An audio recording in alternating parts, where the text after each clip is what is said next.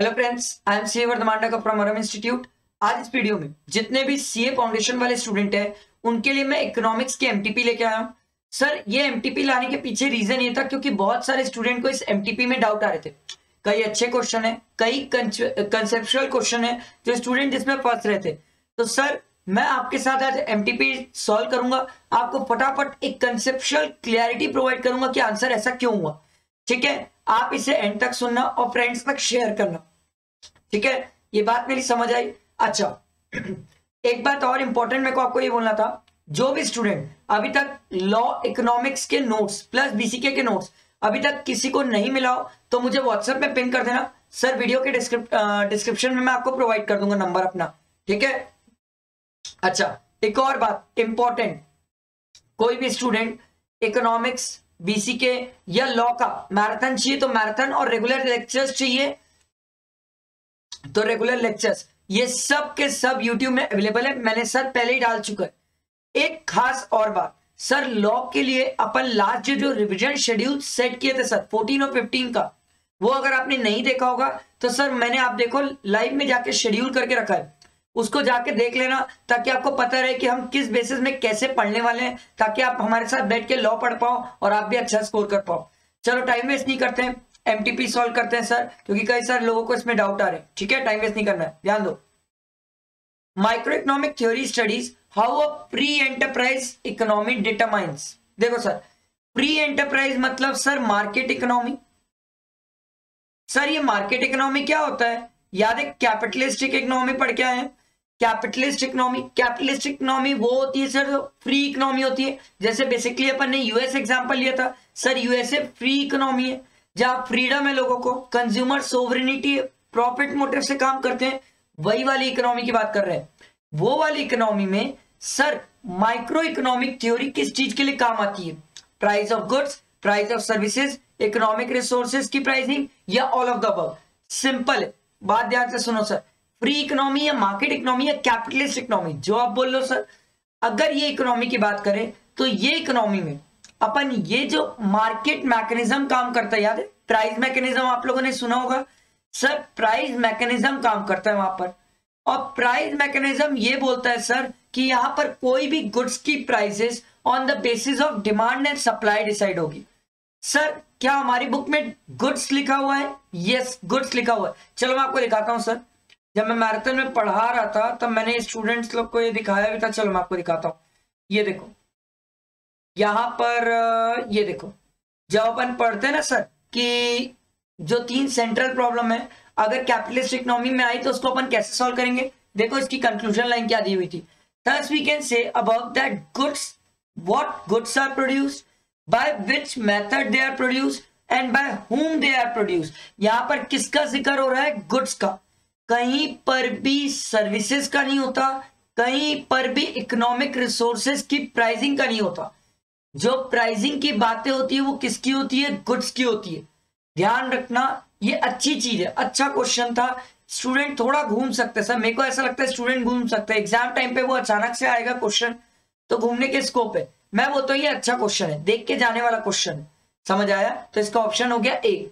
देखो, which aspect of taxation involve normative economics. याद है नॉर्मेटिव वर्ड का मतलब क्या होता था? What ought to be. किससे रिलेटेड बात है? फ्यूचर से रिलेटेड बात है। जब मैंने आपको रेगुलर क्लासेस में पढ़ाया था तब मैंने इसमें एग्जांपल दिया था आपको, क्या हमारे अगले पीएम नरेंद्र मोदी जी हो सकते हैं?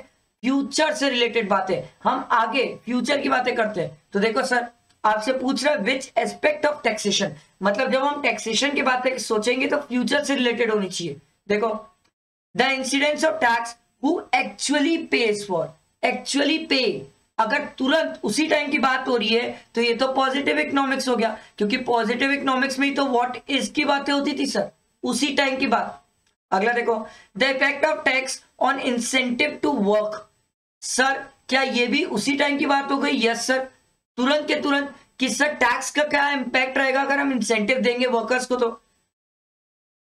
अगला देखो, the fairness of the tax. Fairness word का मतलब समझते हो सर, कि जो हमने टैक्स लगाया है वो लोगों पे कितना फेयर रहेगा या कितना सही रहेगा, क्या लोगों को बेनिफिट मिलेगा नहीं मिलेगा। अब ध्यान से सुनो सर, अभी रिसेंट में बजट आने वाला है फैब में, तो सिंपल सी बात है सर, फैब में जो बजट आएगा उसमें जो टैक्स की रिलीफ मिलेगी उसका जो इंपैक्ट होगा वो कब दिखेगा अपन को, जब फ्यूचर में लोग अपनी रिटर्न फाइल करेंगे और अपनी इनकम शो करेंगे। तो सर क्या ये फ्यूचर वाली कहानी है? यस सर, एक टैक्स जो बजट में पास होता है वो लोगों के लिए कितना अच्छा है या बुरा है वो तो समय आने पे पता चलेगा सर। अभी थोड़ी पहले जिस दिन बजट आया उसी दिन थोड़ी पता चल जाता है कि कितना अच्छा रहेगा बुरा रहेगा, वो तो फ्यूचर में पता चलता है। तो वो लिखा हुआ है फेयरनेस ऑफ द टैक्स, क्या ये फ्यूचर की बात है? Yes sir, all of the above ये तो हो ही नहीं सकता, तो इसका सी आंसर। समझ आया? आगे बढ़ते देखो, व्हेन द प्राइस, अच्छा ये क्वेश्चन क्या घुमाया देखो, when the price of a commodity, when a price of a substitute of commodity x, substitute of commodity x, भाई मान लो एक्स का सब्स्टिट्यूट है वाई, ठीक है, और उसकी प्राइस गिर गई, तो आपसे पूछ रहे हैं सर एक्स गुड्स की डिमांड को क्या हो जाएगा? सिंपल सी बात है सर, हम क्या पढ़ के आए थे, सब्स्टिट्यूट गुड्स के केस में पॉजिटिव रिलेशन है, तो अगर वाई गुड्स की प्राइस गिरती है तो एक्स की डिमांड क्या हो जाएगी? कम हो जाएगी। सिंपल क्वेश्चन था, थोड़ा सा ये ऑकवर्ड डाल के घुमा दिया था, मस्त घुमाया था। आगे देखो, an increase in the price of a commodity when demand is inelastic causes the total expenditure, याद है टोटल एक्सपेंडिचर या टोटल आउटले मेथड बोलते थे, इसको समझो सर। इन्होंने बोला सर प्राइस, यहां पर लिखते हैं अपन प्राइस, यहां होती है क्वांटिटी और यहां होता है टोटल एक्सपेंडिचर। समझो सर, क्योंकि आप ये समझ गए ना तो समझो, फंडा आपको समझ आ जाएगा। प्राइस 5 से 10 हो गई, इन्होंने बोला डिमांड क्या है? इनइलास्टिक, लिखा हुआ ना सर डिमांड इनइलास्टिक है, तो चलो मान लेते हैं डिमांड में कोई चेंज नहीं है भाई, ये 10 और ये 10 है, तो ये हो गया 50 मल्टीप्लाई करने से और ये हो गया 100। तो मैंने बोला भाई प्राइस अगर बढ़ गई तो टोटल एक्सपेंडिचर भी बढ़ गया। अब देखो ये क्या बोल रहे हैं, an increase in the price of a commodity when demand is inelastic causes the total expenditure of a consumer of the commodity to increase। अभी तो दिखाया है देखो, प्राइस बढ़ी तो टोटल एक्सपेंडिचर भी बढ़ गया, सिंपल। बट पूछने का तरीका अच्छा है। अगला देखो, if the amount of two commodity purchased both increase or decrease when the price of one change, अगर एक की प्राइस चेंज हो रही है तो दूसरे में भी इंपैक्ट आ रहा है, the cross elasticity of demand between them is. अब देखो बोल रहा है, वापस देखो क्वेश्चन बड़ा प्यारा है, if the amount of two commodity, दो गुड्स की बात है, परचेज बोथ इंक्रीज और decrease when the price of one change, अगर एक की प्राइस बढ़ गई तो दूसरे की प्राइस कम हो जाती है, दूसरे की सॉरी डिमांड कम हो जाती है, क्योंकि सर यहाँ पर क्रॉस इलास्टिसिटी की बात किया है, तो क्रॉस इलास्टिसिटी में दो ही तो आते हैं सर, सब्स्टिट्यूट और कॉम्प्लीमेंट्री।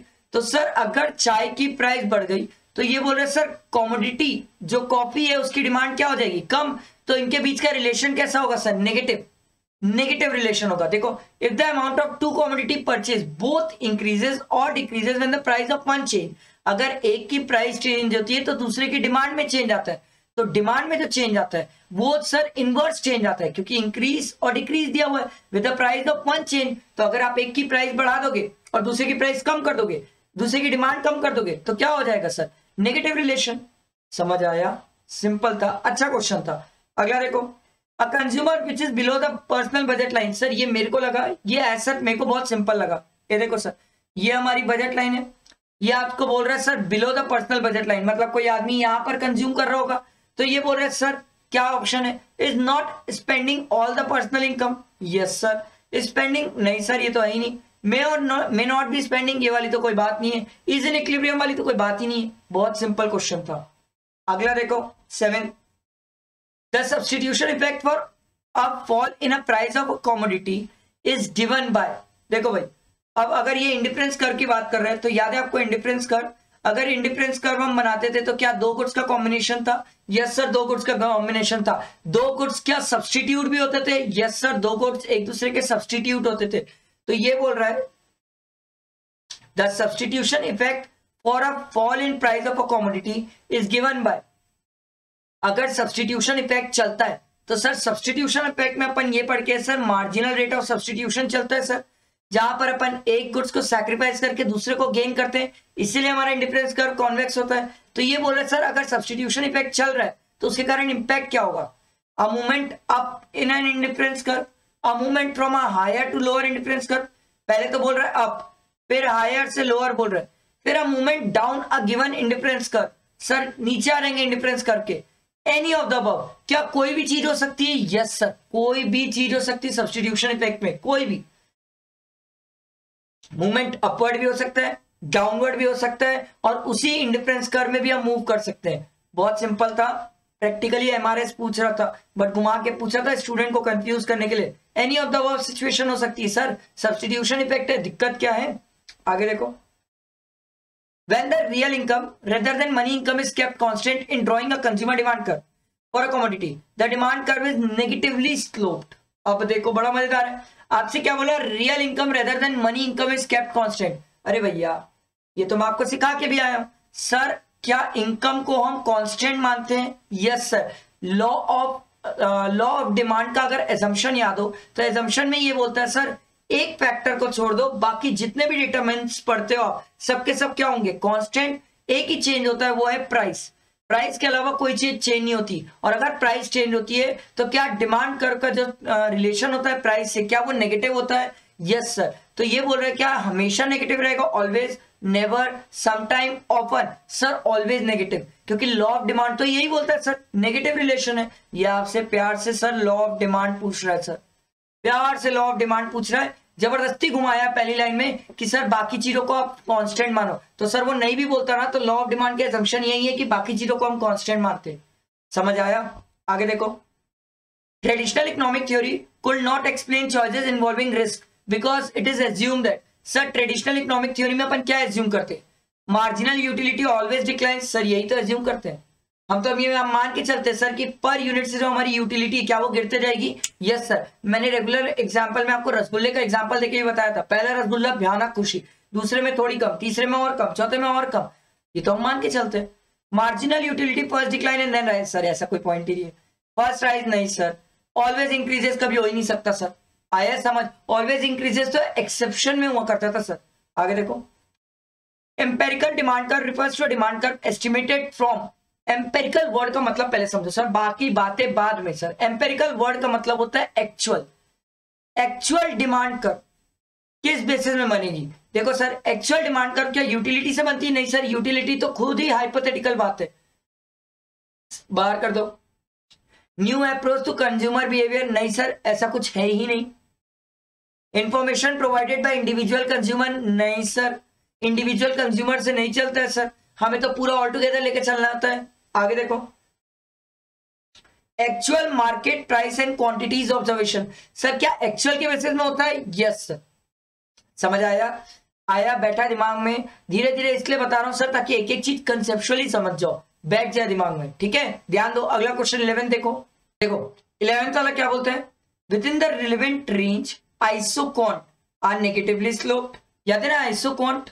आइसोकॉन्ट कर्व अपन पढ़ के आए, are negatively sloped, are convex to the origin, cannot cross. क्या ये इंडिफरेंस कर्व जैसा होता है? Yes sir.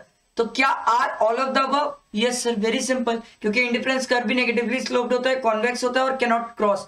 Indifference curve intersect नहीं कर सकता, वैसे ही आइसोकॉन्ट भी इंटरसेक्ट नहीं कर सकता। ठीक है, आगे देखो, at the point where a straight line from the line origin is tangent to the total cost curve, average cost is. देखो सर बहुत सिंपल है, मैं आपको बता रहा हूं सर, ध्यान देना, एकदम सिंपल है, आपको समझ आएगा। सर क्या हमारा total cost curve S shape बनता है ऐसे? यस सर, एस शेप बनता है, आपने सिखाया था सर। ठीक, अगर आपको याद हो तो हमारा एवरेज कॉस्ट जो होता है, क्या वो एवरेज कॉस्ट ऐसे यू शेप बनता है? यस सर, ये यू शेप बनता है। सर जहां पर हमारा टोटल कॉस्ट का फर्स्ट स्टेज खत्म होता है सर, क्या वहीं पर हमारी एवरेज कॉस्ट का भी फर्स्ट स्टेज खत्म हो जाता है? Yes sir. तो क्या इस पॉइंट पे एवरेज कॉस्ट मिनिमम हो जाती है? यस सर, ये मैंने आपको रेगुलर लेक्चर्स और प्लस ये चीज मैंने आपको सर मैराथन में भी समझाई है। आप मैराथन में भी जाके देखोगे तो ये चीज मिल जाएगी। तो बहुत सिंपल है sir, average cost is minimum, बहुत सिंपल। अगला देखो, एट द बेस्ट और the optimum short run level of output the firm will. Sir short run है तो शॉर्ट रन में तो फर्म क्या चाहेगी सर? वो या तो मैक्सिमाइज करेगी प्रॉफिट या तो मिनिमाइज करेगी सर लॉसेस। शॉर्ट रन है तो शॉर्ट रन में तो यही दो चीजों पे टारगेट होगा, सिंपल। अगला देखो, in the short run the monopolist, देखो भाई मोनोपोलिस्ट की बात हो रही है भाई। अब एक बात बताओ, अगर मोनोपोलिस्ट फर्म है तो शॉर्ट रन में क्या करेगी, break even, incur a loss, make a profit, any above the above. Sir क्या शॉर्ट रन में तीनों प्रोबेबिलिटी होती है? यस सर, हम पढ़ के आए, सुपर नॉर्मल प्रॉफिट भी होता है, फिर नॉर्मल प्रॉफिट भी होता है, क्या लॉस भी होता है? यस सर, शॉर्ट रन में तीनों प्रोबेबिलिटी है, तो any of the above, short run में तीनों में से कुछ भी हो सकता है। अगला देखो, in the long run the pure monopolist as opposed to the perfectly competitive market can make pure profit because of, sir monopolist लोग प्योर प्रॉफिट कब बना सकते हैं? Because of high selling price? नहीं सर, रेलवे एग्जांपल लो ना sir, high selling price तो है ही नहीं। Low average cost curve? No sir. Long run average cost curve? नहीं सर, ये तो पढ़ेंगे। एडवर्टाइजमेंट, रेलवे को क्या जरूरत है सर, अकेला है, तो सर क्या होगा, ब्लॉक्ड एंट्री, क्योंकि किसी और को तो अलाउ ही नहीं करता, तो यही प्योर प्रॉफिट बनाएगा। समझ आया?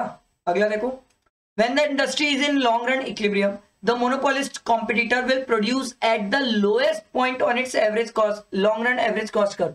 सर मोनोपोलिस्टिक कॉम्पिटिटर बोला है, मोनोपोलिस्टिक याद है ना सर, एग्जांपल अपन क्या पढ़ के आए थे, टूथपेस्ट वगैरह, जिसमें एक बोलता है मेरे में नमक है, एक बोलता है नीम है और एक बोलता है चारकोल है।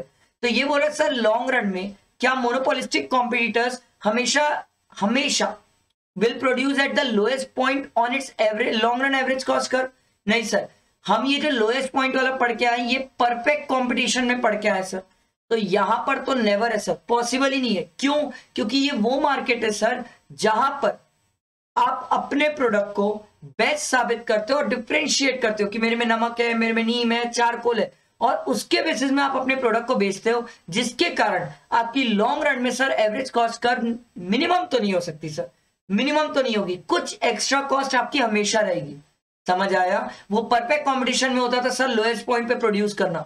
समझ आया? आगे बढ़ते देखो, इन अ किंकेड डिमांड कर्व, याद है किंकेड मतलब अपन पढ़ के आए थे अपाहिज, जो किसी और पे डिपेंडेंट हो। The oligopolist recognise their interdependence, yes sir, they do not collude, tend to keep price constant, all of the above. Sir क्या ये सब बातें आ जाती है? यस सर, ये सब बातें, क्योंकि इंटरडिपेंडेंस होता ही है सर, वो लोग कॉल्यूड करते ही नहीं है सर।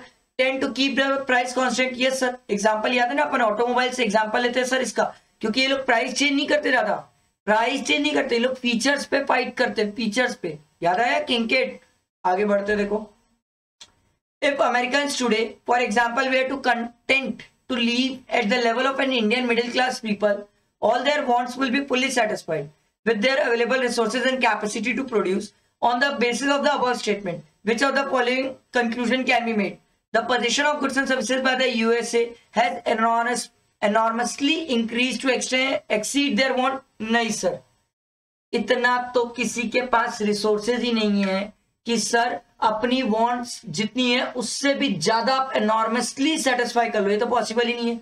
आगे देखो, the affluent and the developed countries of the USA and the Western European face the problem of scarcity even today, as their present want to remain ahead of their increased resources and the capacity to produce.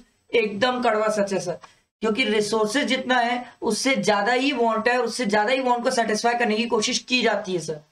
आगे भी पढ़ लेते हैं, the affluent and the developed countries are not facing the problem of scarcity। बकवास है sir, scarcity की problem तो पूरे वर्ल्ड में, none of this वाला तो आंसर ही नहीं है।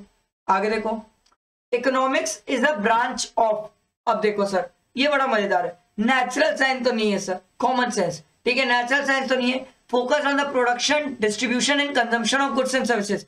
तो सर प्रोडक्शन, उसके बाद उसका डिस्ट्रीब्यूशन और वही चीज का कंजम्पशन, ये कंजम्पशन, प्रोडक्शन, डिस्ट्रीब्यूशन किससे रिलेटेड हो सकता है सर? ये आपका रिलेटेड हो सकता है सोसाइटी और पीपल से रिलेटेड। आप बोले सर ऐसे कैसे पता चला? सिंपल सी बात है सर, आप समझो मेरी बात, गुड्स और सर्विसेज की बात हो रही है, ये गुड्स और सर्विसेज का कंजम्पशन कौन करेगा सर? सोसाइटी और पीपल, और सोसाइटी पीपल मतलब किससे रिलेटेड हो गया? Social science.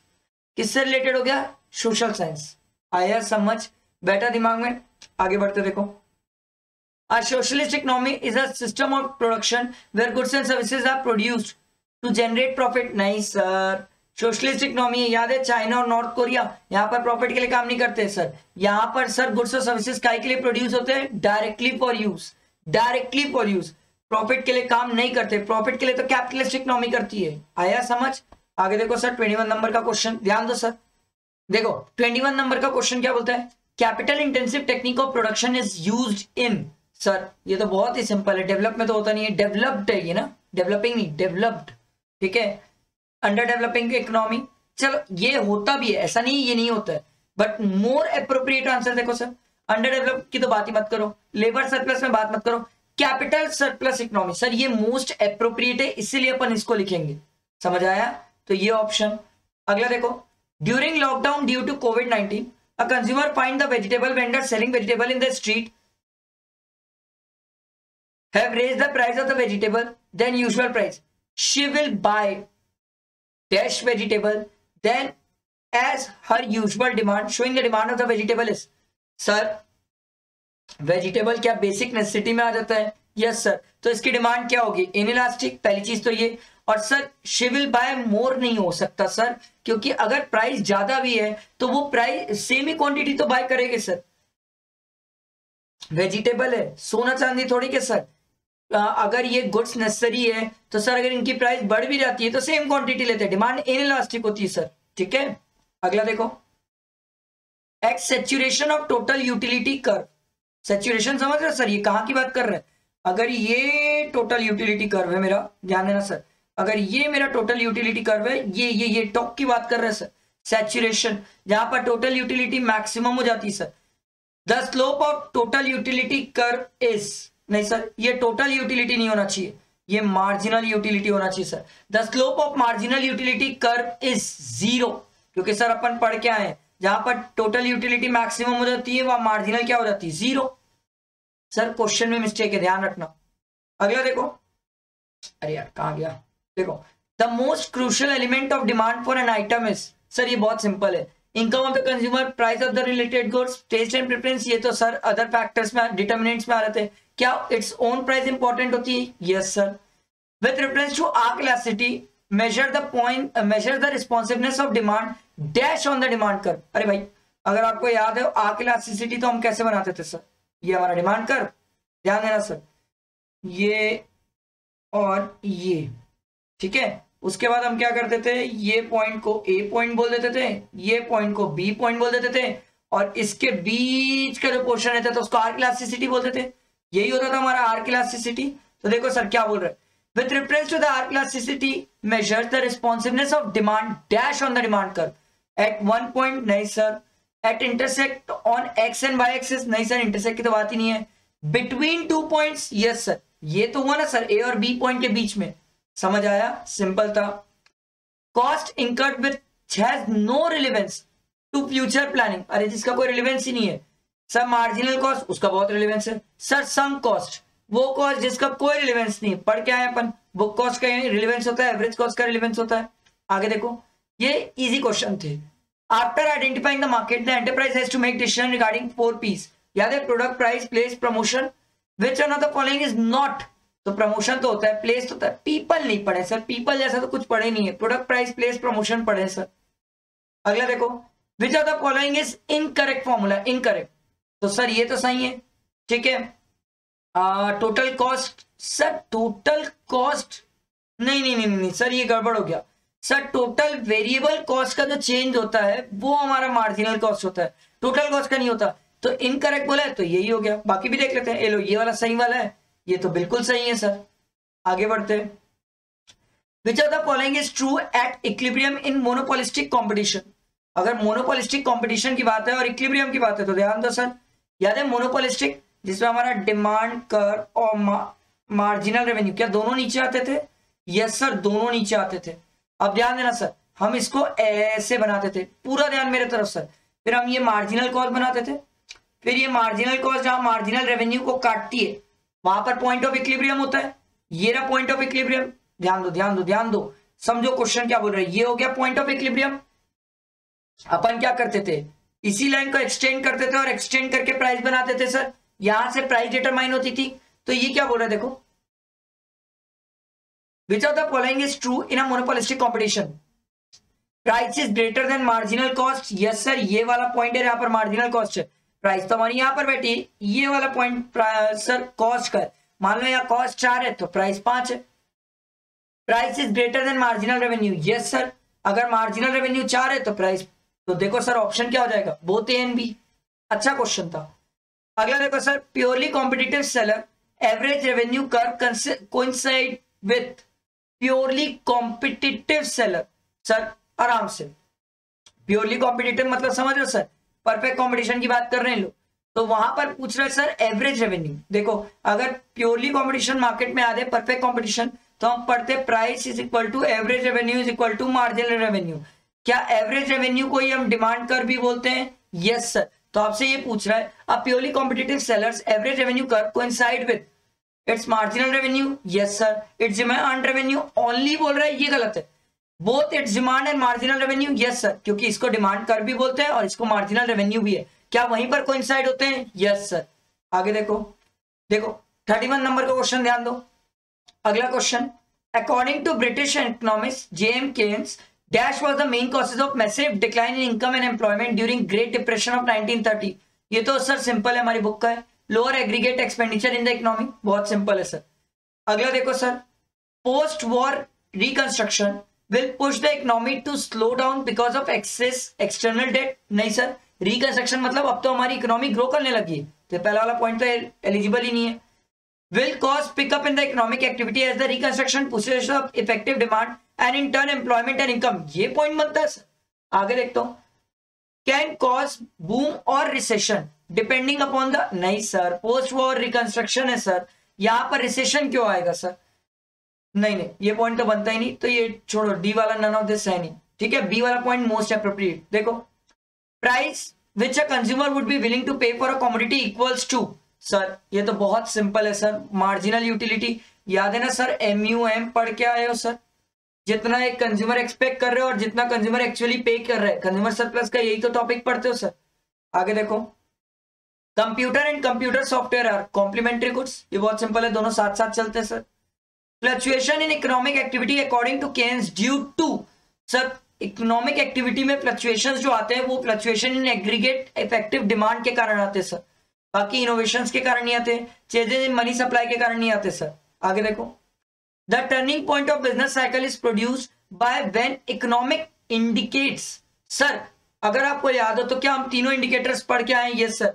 कोइंसिडेंट, लीडिंग और लैगिंग, क्या तीनों इंडिकेटर आते हैं बीच में? यस सर, बिजनेस साइकिल में तीनों इंडिकेटर यूज होते हैं, तो ऑल ऑफ द अबव। अगला देखो, U shaped average cost curve is based on, sir ये तो मैं अपनी क्लास में इतना स्टूडेंट को रटाया हूं, बाप रे बाप। Law of variable proportion apply होता है, याद है हम इसको कैसे पढ़ते थे? उसका इंक्रीजिंग मेरा डिक्रीजिंग, उसका डिमिनिशिंग मेरा इंक्रीजिंग, उसका किसका, अपन इसको टोटल प्रोडक्ट से कंपेयर करते थे। बहुत सिंपल सर, मैंने मैराथन में भी बहुत अच्छे से समझाया। देखो, the reason behind the upward sloping portion of the long run average cost curve is, sir upward sloping मतलब समझ रहे हो, ये आपका अगर एवरेज कॉस्ट कर्व है और इसके अपवर्ड स्लोपिंग वाले पोर्शन की बात कर रहे हैं, तो अपवर्ड कॉस्ट कब होती है सर? जब डिसइकोनॉमीज ऑफ स्केल होता है, जब हमारे लिए चीजें बुरी होना चालू हो जाती है तो हमारी कॉस्ट बढ़ना चालू हो जाती है। आगे देखो, short run marginal cost of the firm will be increasing when, sir ये क्वेश्चन में मेरे को ऐसा लगता है गड़बड़ है। शॉर्ट रन मार्जिनल कॉस्ट में जो चेंज आता है वो फिक्स कॉस्ट के कारण कभी आता ही नहीं है और एवरेज कॉस्ट के कारण भी नहीं आता है। मेरे हिसाब से यहां पर टोटल फिक्स नहीं होना चाहिए था, वेरिएबल होना चाहिए था सर, वेरिएबल होना चाहिए था, क्योंकि वेरिएबल कॉस्ट का चेंज ही तो मार्जिनल कॉस्ट है सर, तो मेरे हिसाब से तो वेरिएबल होना चाहिए, फिक्स नहीं होना चाहिए। तो अगर वेरिएबल है तो ऑप्शन बी है। आगे देखो, consumer is sovereign under free economy mixed economy, sir ये तो अपन को ही पता है, कंट्रोल इकोनॉमी तो हो ही नहीं सकती क्योंकि ये सोशलिस्ट इकोनॉमी होती है, तो ऑप्शन क्या होगा? Both A and B. अगला देखो 41 नंबर का क्वेश्चन ध्यान दो। देखो अगला क्वेश्चन क्या बोल रहे हैं, the problem of what to produce relate to, sir एकदम सिंपल क्वेश्चन है, व्हाट टू प्रोड्यूस किस में कवर्ड होता है sir? Choice of goods and services, क्या बनाना, क्या गुड्स और सर्विसेज बनाना, इसके अंदर दो गुड्स पढ़ते हैं ना अपन, कंज्यूमर और कैपिटल गुड्स, बहुत सिंपल है सर। अगला देखो,